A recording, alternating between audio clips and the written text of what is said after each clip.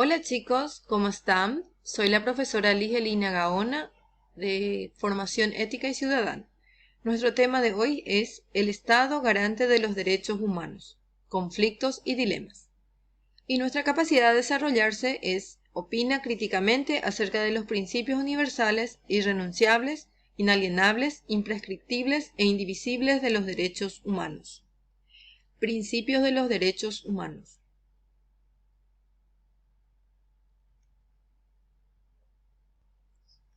Los derechos humanos constituyen el motor de una sociedad. Su mayor promotor debe ser el Estado. Velar por los derechos constituye, en esencia, uno de los mayores desafíos de la humanidad. Se entiende por principio una afirmación fundamental de la que se deriva una serie de consecuencias o conclusiones. Los derechos humanos no son algo añadido a la persona, como cualquier calificativo, sino que fluye como atributos de su misma realidad, y se fundamentan en su naturaleza. Los derechos humanos, por tener su fundamento en la naturaleza misma de la persona, poseen las siguientes características. Universalidad. Son universales porque no se los puede negar a nadie. Imprescriptibilidad. Hacen referencia a que los derechos humanos no se pierden y no se pueden modificar a través del tiempo. Irreversibilidad.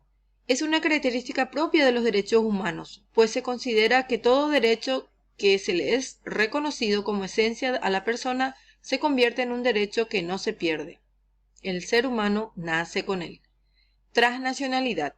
Es una característica propia en la implementación de los derechos humanos, es decir, que para los derechos humanos no existen fronteras.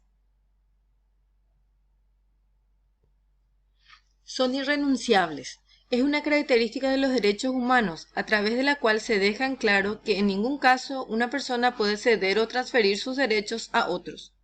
Indivisibilidad. La indivisibilidad es una característica propia de los seres humanos que se sustenta en su no división. Integridad. Es un principio propio de los derechos humanos, pues está conformado por un conjunto de derechos inseparables de la persona, que no posee jerarquía entre sí. El Estado garante de los derechos humanos. El Estado tiene que respetar, proteger, garantizar y promover los derechos humanos.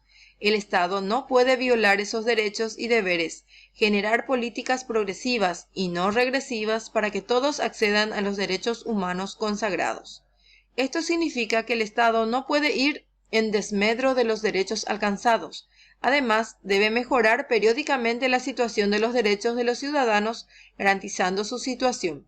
El Estado está obligado, según algunos pactos y tratados, a presentar informes sobre la situación de los derechos humanos.